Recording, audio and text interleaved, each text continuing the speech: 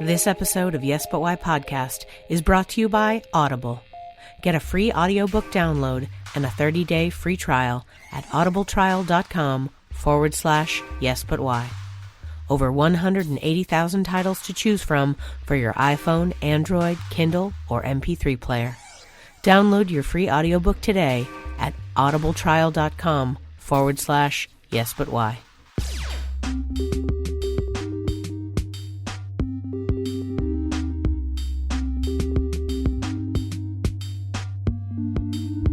I'm Amy Jordan, and this is Yes But Why podcast. Yeah.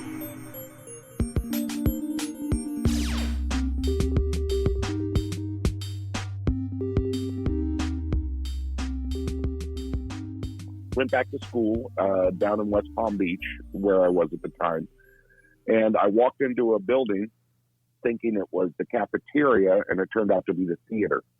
So my search for food led me to theater.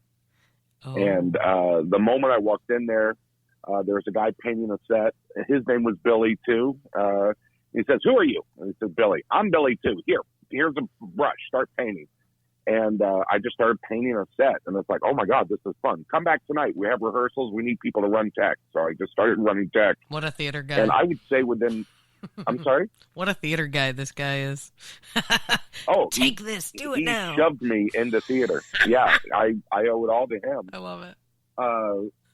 And like that night, within 24 hours, I became a theater person, realizing this is what I always wanted to do and didn't think I could do it. And it took this guy, Billy, and really the community, once I got there and showed up to rehearsal, people go, "Hey, who are you?" And it was just like, I guess you could call it a cult, you know, when you just, everybody is your friend. And we immediately started talking as if we'd been friends for years. And I realized this is where I want to be. So I kind of rebooted my entire life in my, I would say, mid to late 20s towards theater. And I really delved into it hard. I mean, I studied everything I could. I ended up getting a musical theater scholarship, even though I couldn't sing. But I could build sets, so that's why they gave me the scholarship. So I studied acting, theater history, stagecraft, and all that stuff. And being in Florida, it's like, well, it's really not a lot of living you can make as an actor, but you can get a job doing tech for shows all up and down the coast. So that's what I thought I'd be doing. Oh. And then I would say about a year into it, I actually got on stage. And then that was another moment of, oh, I can do this. This is great. I think all my years of bartending prepared me to be on stage and to be funny. What was the first time you were on stage? It was for a play called Gemini, old play that's been around for years. And I played a character named Herschel. And it was a big chunk of a piece. It wasn't a small part whatsoever. Lots of monologues and stuff like that. So they threw me into the fire. And that led me to another play. Then I directed a play. And then the play that really made me discover that improv comedy and comedy was really where I wanted to go was a musical called The Mystery of Edwin Drood. And it's a musical written by Rupert Holmes, a big Broadway hit. Rupert Holmes, of course, also wrote the Pina Colada song. That's what my claim to fame is. And there's a lot of improv in it. And our director had us go out into the audience before the show started, and we had to portray Victorian vaudeville actors. And then when we got on stage, we had to play Dickinsonian-type characters. And I didn't know there was a difference between the two. But the 15 minutes of crowd work was my favorite thing in the world. And it was just like, I was born to do that. It's like, and all of this stuff was straight stumbling, being pushed into it and realizing, oh, I can do this. I think before then it was always, I can't, that's not for me, that's for other people. And by being thrown into the pool, you know, you learn how to swim. So yeah. I think that was the moment I realized that's what I want to do. Wow, that crowd work is wild, like talking to strangers every night, just wandering around and talking to them. That sounds nerve-wracking. Yeah. You were just like confident and like just didn't... the weird thing. Everybody else was scared shitless, but I was also, we were in a Victorian accent, so I was hiding behind a character. And yeah, I had no idea that would be something I could do. And the moment I started, I guess the cliche thing is the moment I started, hey, I haven't stopped, Amy. I'm still on. I am still doing crowd work. Yeah, right? I bet. Absolutely you are. But it's just like, it's funny because, and of course, I'm sure you get this too, but like the number one thing people always say to me about, doing improv or something like that is like, oh my God, how do you talk in front of all those people? And on stage is one thing. You got that 6 inches up and all of a sudden you're like, listen, I'm in charge. I'll talk to whoever. Yeah. But in a crowd wandering through, like chatting with people, being a character. Ooh, goodness. Yeah. I mean, I've done dinner theater where I had to pretend to be just a patron, you know what I mean? And then all of a sudden pop out. But, like, I don't know, being like Victorian and talking to people, like, you're wild. And that was your first thing, like, oh, God. Yeah. It was the first time I had to make stuff up on the fly. And it just felt so natural. It's like, well, how do I do more of that? How do I study that? And you know what? It's also affected my teaching now. It's like now I'm making that realization as I'm talking to you, is I was always thrown into the pool, like I said, thrown in and just do it. I trust you, you can do it. And I feel I do that to my 101 students. I don't allow you to be nervous. You don't have time to think about being nervous. Just get out there and start playing. And more than 9 times out of 10, once they start playing, they forget about nerves and they just start having fun. Yeah. And I think that's where I learned it, and I can only think of all the times I told myself I couldn't do it, and being forced to do it made me realize I could do it. Like that's my teaching style, is forcing people to have a good time. Well, I mean, you definitely have to well, I mean, you know what, though? The world is a rough place. And when you come in to do an improv class, you have to be like, okay, guys, let's all pretend that we live in like a Disney world where we're all super nice to each other and everyone's very respectful and everything's perfect. And now let's play together like we're children and try to enjoy ourselves. And so, there's like suspension of disbelief as you walk through the door. Like just the sheer idea of yes and is so antithetical to like real life that's why I love it so much. Because I'm like, oh, get me out of this stupid real world. I want to go into a place where I can say anything. And they're like, yep, I'm into it. Like, oh, finally, someone. I give a huge speech before every class talking about allowing yourself to be vulnerable and carrying each other over the goal line. That's the jock in me. It's like nobody here is going to suck. We're all going to have a good time and we're going to do great. So we have to allow ourselves to be scared when we're scared and be brave when we know we can be brave. And both of those we both hesitate at doing both of those sometimes. So I think once we get to that connection where we're all in a good, safe space that allows ourselves to push each other to go further, I think that's what improv does. That's what long-form improv did for me, because it wasn't about being funnier than the other person. It was about all of us getting there together. And I just love that. That makes me so happy. Yeah, me too. I really like the collaborative idea of it. It's like, everything's a yes. Yeah. Oh, man. So you are doing this Mystery of Edwin Drood? Edwin Drood. Edwin. Yeah. Okay. The Mystery of Edwin Drood. Drood. Wonderful, forgetful play. By the Pina Colada song guy. Rupert Holmes. I'm like, I remembered he was the Pina Colada. I wrote down Rupert Holmes and I forgot again and was like, oh, wait. I remember now. So you're doing this in Florida. How do you so at this point you're starting to sort of improvise on your own, but do you even know what improv is at this point? Like, is that a thing? Is it even available to you? No, we were horrible. Once that happened, I had a good friend, his name's Michael Delaney. He's a teacher still in New York. He and I became really good friends at that school. to the point where after school we would get together, get high, and watch SCTV together. We were both big SCTV fanatics and big Monty Python fans. So we kind of bonded over that. And Michael knew a little bit more about improv because he had gone to Chicago to see Second City, and every time SC Torco would come, he'd always watch him. So he had a good feel for what that was. I did not. So we started playing together, just practicing together over at the theater. And then we said, let's just get up and do it. Delaney said we were not ready, but since I'm getting used to getting thrown in the pool, I said, let's go. We went out there and we did a show with a couple other friends, and we thought it was fantastic. Looking back, I apologize to anybody that ever saw that. It was rough. I think we literally stole sketches from the Second City touring company, because we didn't know you couldn't do that. We thought you could do that. We were doing Monty Python sketches. Sure. Then after about 6 months of that, we developed and refined our own style. We believe in ourselves to the point of slight arrogance. We were giant fish in a West Palm Beach pond, so we're in a lot of people to really learn off of. A lot of our learning came from still theater. We were still theater kids.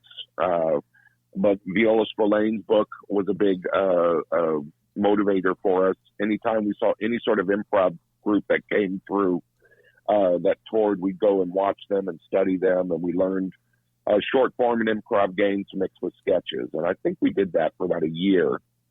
And then we got to the point where we got to go somewhere else. Our theater teacher said, you're no good here. I was no good to him anymore because I wasn't paying attention to my musicals and my work. I just wanted to do improv comedy. So we had a choice to go to either Chicago, which was the hub of improv as far as we knew, in New York, which was a theater town. And we were kind of theater kids. Yep. Michael's girlfriend and wife now, but girlfriend at the time, got a scholarship at not Playwrights Horizon, one of the schools up there. And she moved up to New York, and that kind of sealed it for all of us. So we all moved up to New York and lived in her apartment, much to her chagrin. I'm sure. And we I started taking classes at Atlantic Theater with Gloria Maddox, Michael Shurtleff, just taking anything that I could. Got a bartending job because that's what I knew how to do. And that's a different world in New York. Bartending in New York that's a whole other show. And then we got involved with an improv theater there called the National Improv Theater, which doesn't exist anymore. And that was our first real theater that is dedicated to improv comedy, with seats and shows dedicated towards improv comedy. We'd never seen that before. That was brand new. Where was it? Unfortunately, they turned out to be Scientologists. Nobody told us that. Oh my God. We figured it out halfway through. Halfway through so what? That was fun. Probably halfway through the first orientation. Oh. Yeah, it was orienteering. We had to go out into the woods and find our souls. You don't know. Here's the thing. That's a you know what? thing. They're people. They're human beings. They're fine. Maybe a little too methodical. Maybe they wanted us to join, and we didn't want to join. We just wanted to play, and they respected that. They gave us a space to play. They taught really good stuff, because they're so organized. So wait, it was half Scientology, half improv? Like it really was also improv? I thought that was just like a ruse. Yeah. Oh, no, it was an improv comedy theater. Their heyday was in the 80s, where they taught improv, the big stand-up boom in the 80s with Seinfeld and Rita Rudner. These are people that had taken classes at this theater, so they were known as where stand-up goes to learn improv. That was their selling point. Oh. And that's what hooked us up. But we were there in the mid-90s, so we were there in the swan song years, I guess you could say. Yeah. So I think we were there for about a year when they went out of business. They just boarded up shop and moved to LA without telling anybody. And they ended up owing us a lot of money. So that's your Scientology part of the theater. Sure, they kept the money. That makes sense. Yeah. Yeah, it did make sense in the long run. Yeah. we were in New York and we were taking anything we could get, and they gave us free stage time. We'll take it. I watched that Leah Remini documentary. I think you guys got out pretty easy, so I think it's all right. Yeah. I think we were a bunch of stoners. They didn't want us. By the end, it's like, no, you know what? We're good. You go out and do your thing. We did. I just like this idea. Earlier you used the phrase cult, right? And people always say cult with improv and with Scientology. Yeah. But I like the idea that people are like, please join us. And you guys show up and they're like, you know what? You guys are good. Why don't you leave? Like, yeah, I think that's what it was. Yeah, I think we were a little too subversive for them. So Sure. We parted well. It was good. And then I'd say there was about a year where there was just nothing in New York. There was no long form that we knew of. Yeah. There was, but we weren't a part of it. And you were just doing plays and stuff? Well, we had created a team Mm-hmm. called Lost Footage, and we had a little show. But at that time, there was no theater to do it in, so you had to rent a cabaret space to fill the stage. We had a little bit of a following, but we also had the special rule: if there were more people on stage than there were in the audience, we don't do a show that night. That kind of improv. Been there. But I would say we did that for about a year, and we met a lot of fun, interesting people, and that's while also studying acting and just trying to survive in New York, doing everything that you can. But then UCB came into town, and at that time we were looking for someone to teach the actual Herald, the long form, the Herald. And we had a couple people say they could, and they really didn't. And then UCB came to town, and they were so strict in the structure that we go, well, this must be it. We fell for it right away. And immediately as they started teaching, people from other schools that we didn't even know existed showed up. People that were performing at Chicago City Limits. This would be 97, something like 96, 97. The Groundlings had a theater there called Gotham City that they opened, and I think they left it alone and they were on their own. A lot of those people came over, and some people from some other schools. And all of a sudden, this community developed around what they were teaching. And we kind of hooked. Are you still there? Yep. Okay, just my phone just glitched. Sorry. You're fine. I'd say that was 97, 96, and that's when we all started learning the Herald as I know it now, as I teach it now. And then I just haven't looked back. It's always been long form improv from that moment on. So was the Herald that the UCB crowd was originally teaching, was it different than you expected, or different than you had read about? Did you guys know what you were looking for it? Yeah, we knew what I.O. was. We knew what a Herald was. We read all about it, but it's always through through reading, through seeing it, but not seeing the way the UCB teaches it, which is 3 scenes, group game, 3 scenes, group game, 3 scenes. It is just heavily structured that way. They taught something called the Herald at National Improv Theater, but I would call that more just a grouping of scenes that are mildly connected by the suggestion, which would also be called a montage scene or something like that. Mm-hmm. A lot looser, allowing you more freedom. What I liked about this Herald, and I think it's what we were looking for, because up until that moment, we were just learning on our own, and we were doing a lot of failing as we were learning. And we just needed to run wind sprints. We needed to run structure so that we can break out of structure. We have yet to have any sort of structure in our improv. It's always been loose and just go after what's funny. Don't go after, a show. Like, what's this show about? And then that structure really taught, once you get the structure, now you start to mess around with the structure a little bit. You start to tell stories, and that's what was fun about it. And it took several years to learn. It was heavily structured. At first, I was resistant. I think the note I got was, you're improvising with blinders on, which at the time I said, no, I know it's funny. And then it's like, I can make people laugh, but I'm not making them remember the comedy. I'm not making them remember the show. I'm just getting them to laugh. I think the best note I got was, just because they're laughing doesn't mean you're doing it right. And I would say that would be my first 5 years of studying improv, is learning how not to go for the first laugh, but go for the best laugh. And that took a lot of structure, just like, it's like ballet, and you know that. It's the same thing. Yeah. You got to learn your pliés. You got to learn your other ballet moves. I don't know what they are. Well, in the world, in the outside world, and by that I mean every improv theater that's not UCB, there's a lot of talk of what UCB means. So it's interesting to hear you talk about it, because it's like, oh, okay, well, that makes more sense. Listening to the structure ideas and the stuff that you're talking about. There's like when people say Chicago style, which always makes me laugh, because I'm like, what does that mean anymore? Like, I know, that literally means nothing. But deep dish pizza. That's always what I think every time. Yeah. Every time. Yeah. I'm like, guys, that's not what we're doing here. We have no deep dish pizza in Austin, but I guess it is Chicago style. One of the things, my mission as I've gotten older and more of a grumpy teacher, is I'm going out to these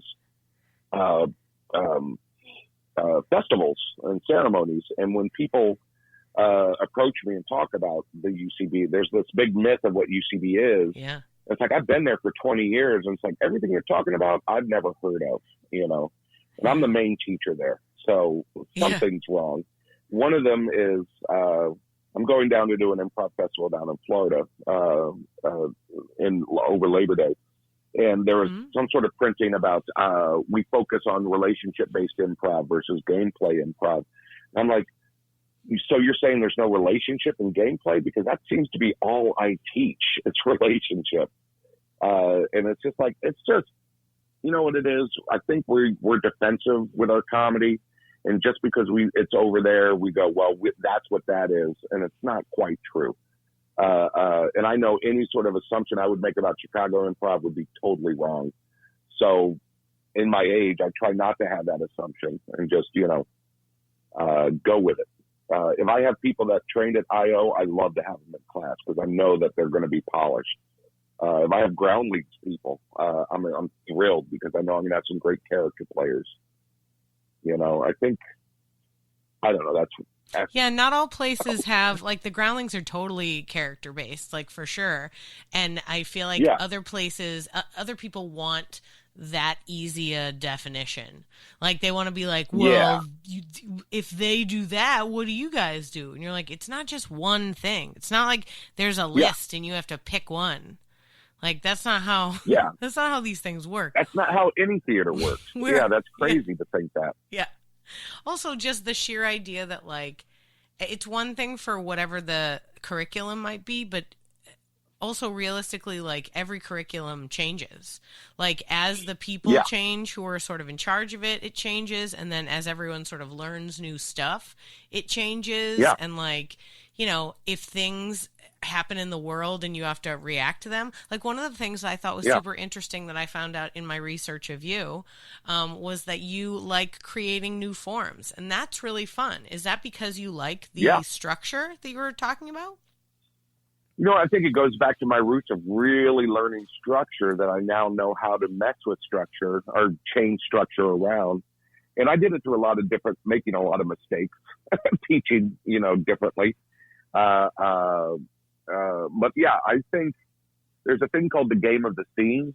Like, what's the structure of the scene? What's funny about it? If this is funny, if that, then what else? And that helps you right on your feet as you're moving forward. In my opinion, there's also game of the show. Like, what's the structure you're developing as you move along? And the two main groups that I've played with over my career, the Swarm in New York, and we still play once a month in LA, and the Smokes here in LA, and also the Stepfathers in New York, when I played with them, it was find the form as you go along. Start, like, for instance, start as a group scene. And then once you see a pattern in your editing or a pattern in your moves, you discover, oh, this is what we're doing. We're doing this kind of form. In order to do that, you've got to have done every form that you've ever heard of. So, like with the Smokes, for the first 2 years of our existence, we do 2 sets a night, and we do a different form each set. So we do a herald, we do a Laurent, we would do a montage, we do a bat, we would do a slacker, an evente, anything that we could do, so that we as a group can identify all these different forms, so that when we get out there, just get a word and get going. I don't know if this is confusing or not, but it makes sense to me. As you get a word and you get going, you see a pattern, and the pattern creates the form. And that's why I'm still improvising. You know, it's just like, I'm not here to make you happy. I'm here to make me happy. And I want to develop a new form on my feet. Yeah. It's a lot of fun. That's what keeps me going, I think, as far as teaching goes. Yeah. I have a class called Build a Show, where let's see how much time we have on stage. Let's see how many people we have. Let's see what the space looks like. And then let's play with a bunch of different forms and see which one works in that world. And then maybe we need to mix it up a little bit, mix a little bit of this form with that form and develop its own form. And that's kind of where I am now. I think just thinking improvisationally and building off of it really excites me. Not a lot of money, but it's a lot of fun. Sure. Yeah. Well, unfortunately, the arts aren't always the place to be making the millions, but but I like to think we're having a lot more fun than most other people. So. Oh yeah. Yeah. Where are you sourcing these formats? Like, I understand, you know, we've got the Truth in Comedy when it comes to the Herald. Yeah. And I've heard of most of these other forms, but because somebody taught them to me. If you guys were just starting out, like, how did you first, are there specific books that you kept going to? Are there books now that like have a log of these? Because I've recently found out that there's a lot of towns where people just literally buy books to do their improv. They don't have teachers. Yeah. They're just like, well, we want to do it. What book should we buy? So what do you suggest? That's a good question, because it's also, remember I said before, comedy is territorial. Everybody has different names for different forms. Yeah. Even UCB New York and UCB LA have a different name for a form. Yeah. In LA, this form is called the pretty flower, which is you take one scene, like a mono scene, one location, everybody sits there. Then you do cut twos to a different location and cut back like a petals of a flower. Oh, what do they call that here? And there's a group. We have one like that. No, it's a different name. But yeah, we have a format like that. It's funny, it's got a different name, in New York. Exactly. In New York at UCB, it's called the Spokane.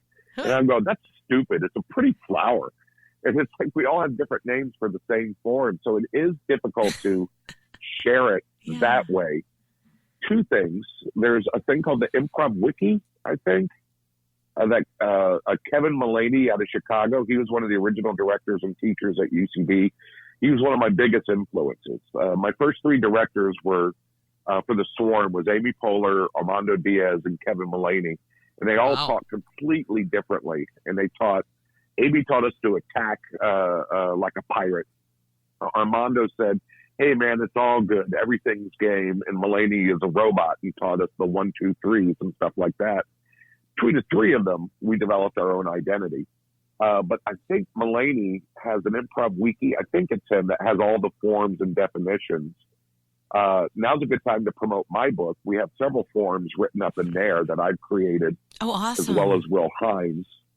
I'm trying to think of some of the forms, but they're in there. Yeah. The improvised one-act play, the documentary, which is a form I put together a long time, a version of the documentary. I think Will Hines has a couple forms that he's created that he put in the book as well. It sounds like those 3 teachers inspired the title as well. Pirate Robot Ninja, yeah. The idea, honestly, that does make sense, because I learned from them, and as I teach, the whole theory comes from when I was teaching back in the early aughts. I noticed that the same note that I gave one person did not help the other person. Because some people are more impulsive with their creativity, and some people are more analytical with their creativity. So the idea being, some of us get on stage need to know every last beat, every last thing before they get on there. And some people are, let's just get out there. If we fuck up, we fuck up. But that's how we're going to learn. So you can't give the same note to the whole class. You got to help each individual finding the way that is best to note them. 100%. And then you start, and the idea is you're not just either a pirate, which is impulsive, get out there, don't let fear crash on your couch, or you're not just robot, where like you must have a program written before you start the scene. You tend to lean one way or the other, but your goal as a creative person is to balance between the two of them. Find when you need a robot, when you need to be when you need to be a robot, when you need to be a pirate at any given moment. And then that's what you call being a ninja. And I think probably Armando taught me that more than anybody. Just go with the flow, man. Don't let ego get in the way of your improv. Just follow the scene. Do what the scene needs. Don't do what you need.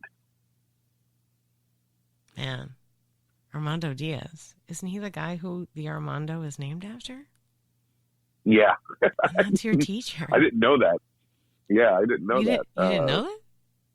Like, when I first met him, UCB asked him to come out and help run the theater when they first started it.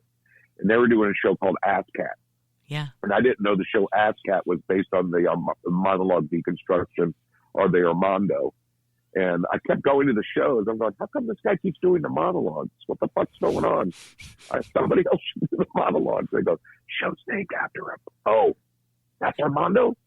I didn't know that until then. Oh, my God. Oh, man. That's so... Man, what a funny thing. And it's just wild. I imagine in your experience of it, it wasn't like, we're making history here, but you kind of were. And it... we had no idea. Yeah, I mean, it's deeply important to the way that the world is right now as far as, like, the spread of improv and how everyone sees it. It's really fascinating. All starts, where it starts with is community. Like Austin has this great community. New York at that time didn't have one, but they created this community, and that's what drove it. That's what made people want to learn and want to do well. So we weren't making history. We were just trying to get along with people that were like us. We like being around these people. And I think that was huge. Sometimes, I work in a big school now where I have 4 classes with 15 students each. It's a school. It's not a community, but I always encourage them to become a community outside, and that's what I'm seeing all across the country, that long form. You get on my high horse. I think that's what long form does. I think it creates communities, and I'm seeing examples of that all over the country. That makes me happy. I think that is more important than getting a commercial agent. Oh, 100%. For sure. In the long run of doing this kind of thing, yeah, absolutely. Yeah. You can do as many little, and also the older I get and the more I see people be in and out of what I will call quote unquote show business, I'm like, sometimes you get a few things here and there and then you don't. But that part doesn't, like, it's 1,000 projects. Like, if you're going to stop because, somebody else isn't hiring you, it's not for you. You need to constantly have 1,000 ideas. Like, I love the fact that you're making new formats all the time, and that must just, like, keep you going and, like, just really enrich you as far as, like, you don't have to feel bogged down. You can be like, you know what?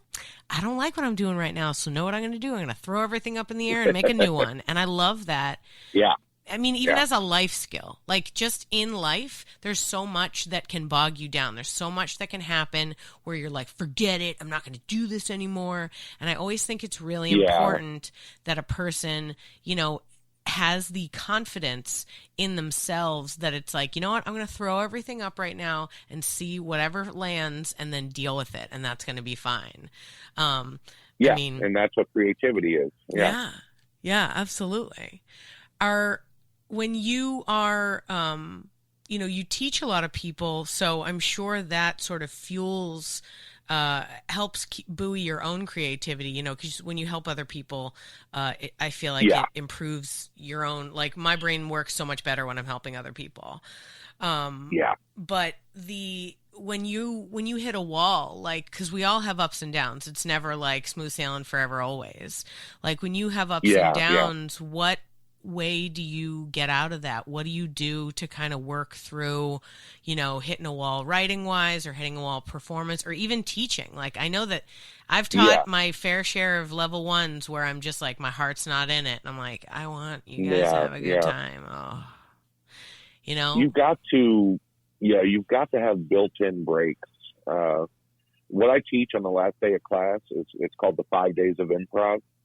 And it's lifted off of, I think Ian Roberts corrected me with it because I was always saying, last day of class, the biggest question I always got is, how can I get as good as you? And it's like, well, first of all, that's impossible. I'm fantastic. You will never be this good.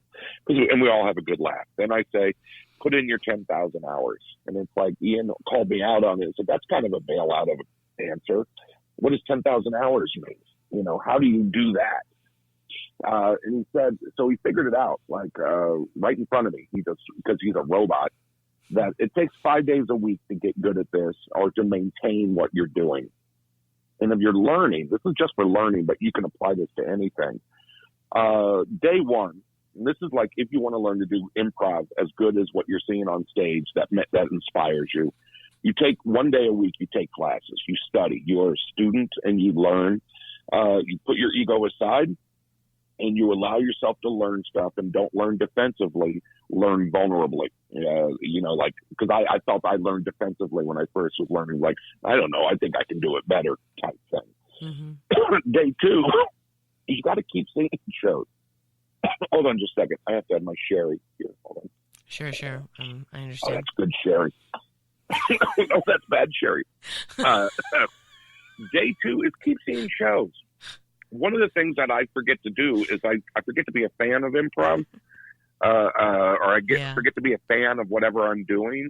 Like right now, I was talking to Will and he's gotten into stand-up and it's like, I should get into stand-up. I'm like, no, I should watch some stand-up and decide if this is what I want to do.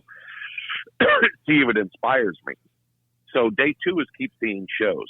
Day three is practice. Get outside of class and practice on your own. Get your own coach or get your own group of people and just run scenes and practice what you want to do.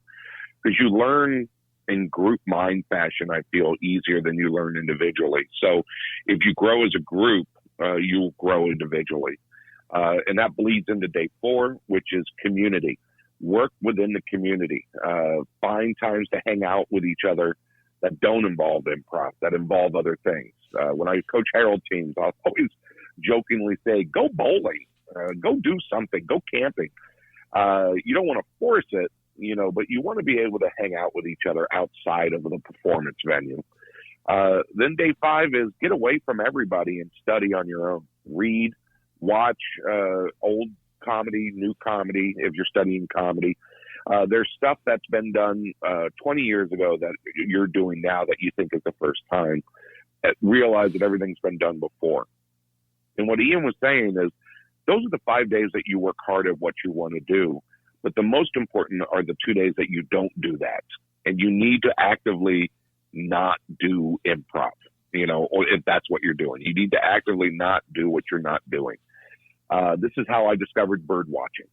As an example, I love to sit in the woods and look at birds. Or I've also discovered classical music, and now that's my new. As I get older, I'm getting into old man things. So bird watching and classical music. It's great getting older, for sure. Yeah. I am a smooth dude. I really am. You're drinking sherry? It's so cool. Yeah.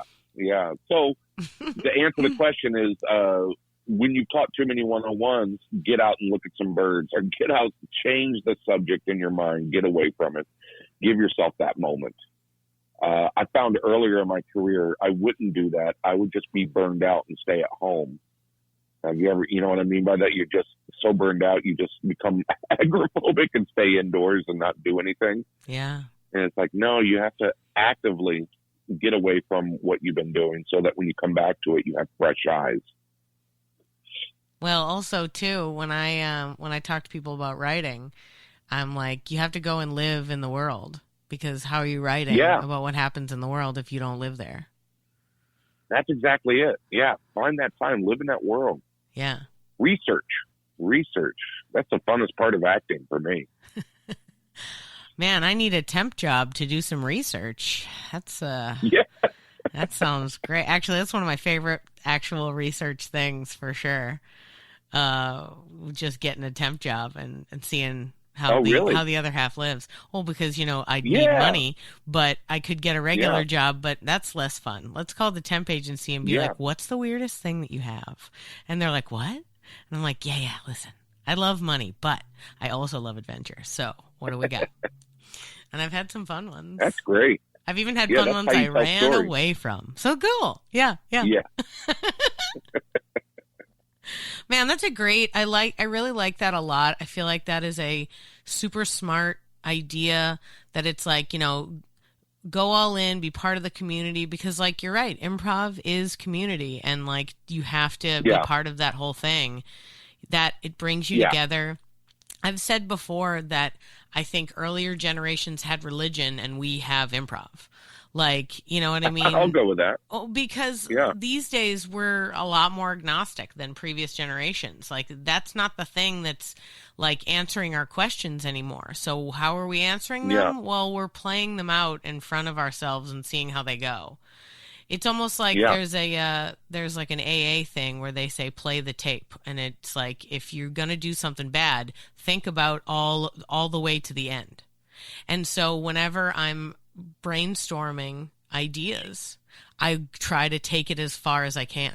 Like in that same way, where it's like, how much trouble could I get in if I did X? And then it's like, okay, in a comedy way, well, how much trouble could this guy get in if he did X? Like, okay, great, let's follow that whole thing and see where we can go. And that helps to write, comedy and develop ideas and keep it flowing.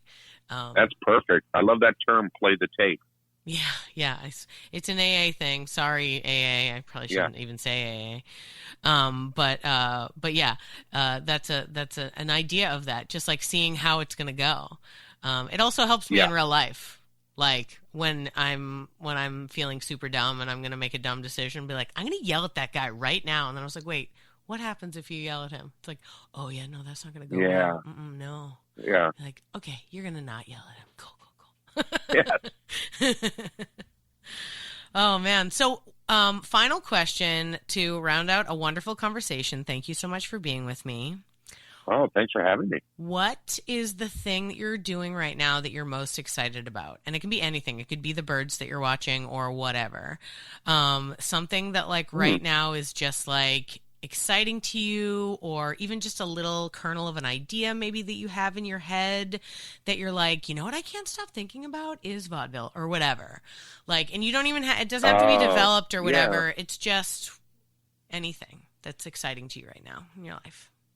Well, I wrote this first book with Will. Will Hines really helped me with it. So now, if that, then what else? I want to write another book. I have a series of tweets that are acting tips. They're called acting or improv tips. And obviously the jokes are, they're horrible ideas, but I treat them as acting tips. So I have an idea of, I'm sure it's been done before, but that doesn't mean you can't do it, of just being like a master class of bad acting, of all the worst things that you could possibly do. Like I just gave advice for headshots. A good thing for headshots is like a headband or a tennis racket, something nice that shows that you're active. And then I saw, have you seen the TV show Barry? Yeah.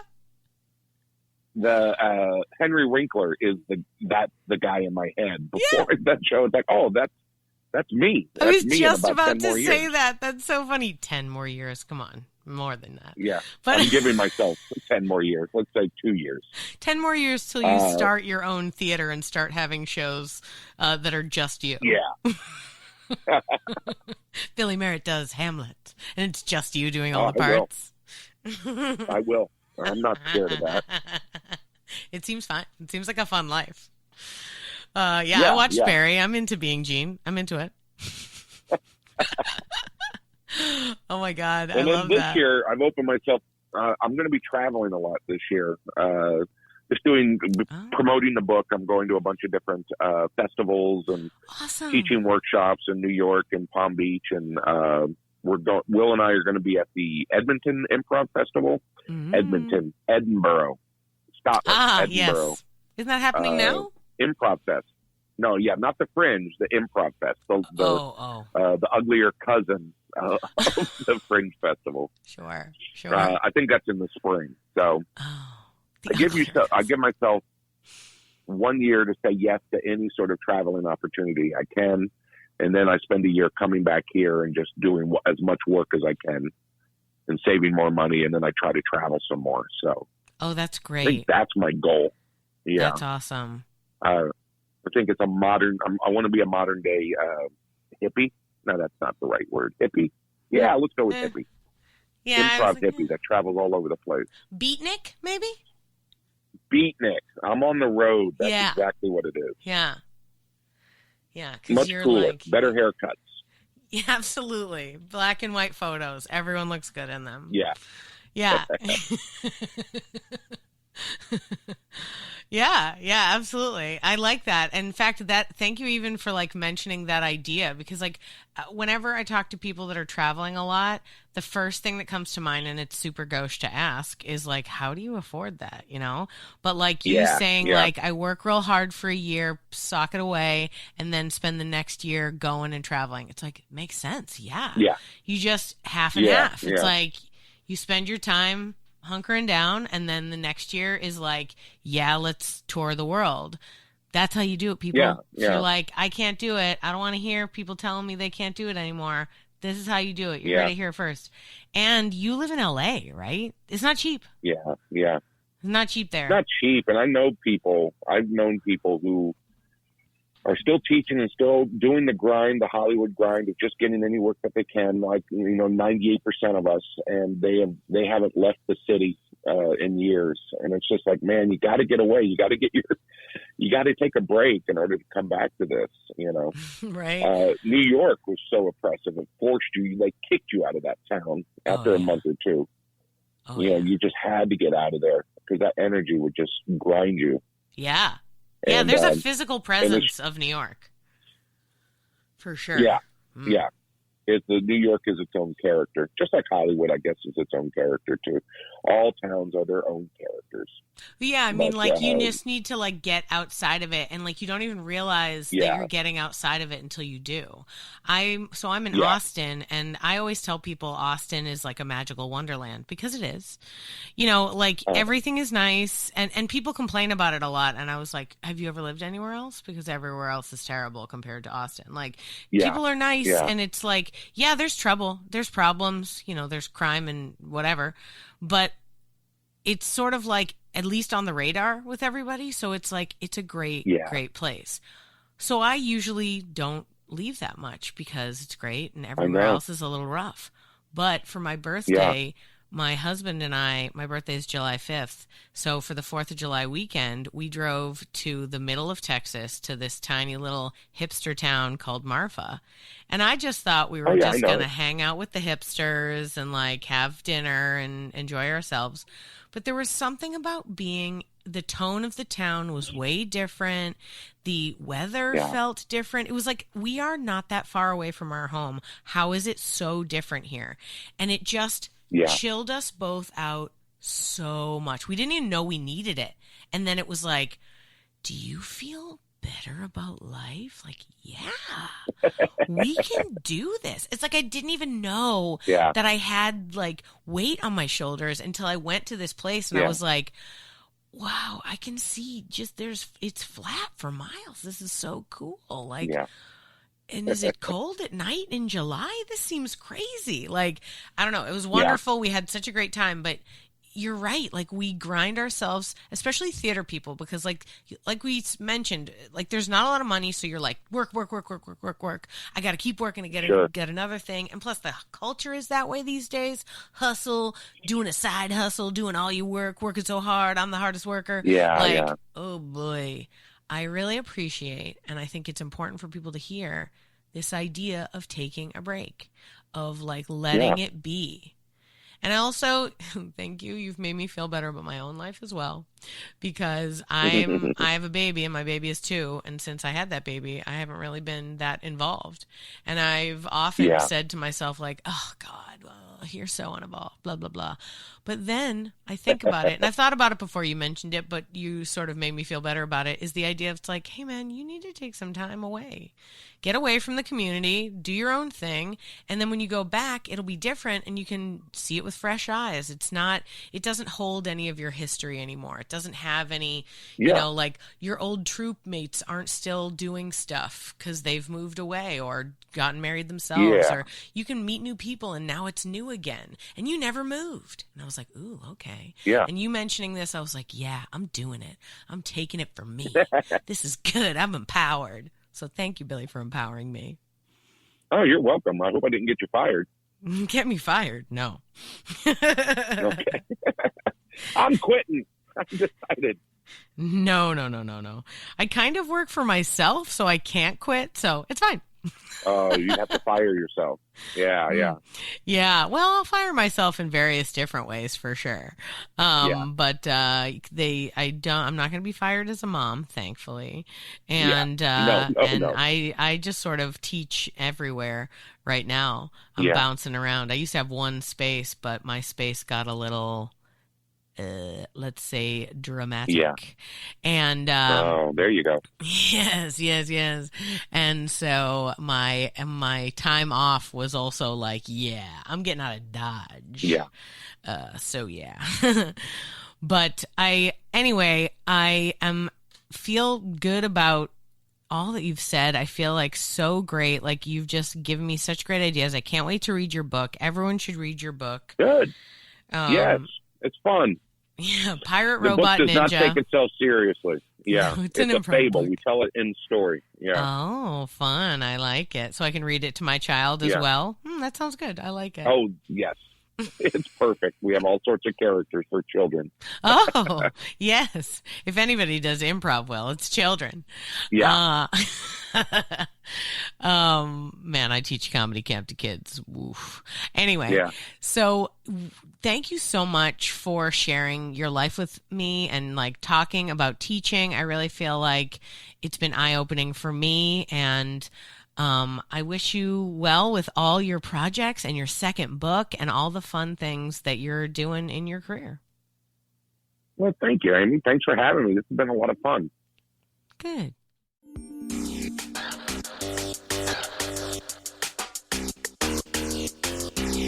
Thanks for listening to Yes But Why Podcast. Check out all our episodes on yesbutwhypodcast.com or check out all the content on our network, HC Universal, at hcuniversalnetwork.com.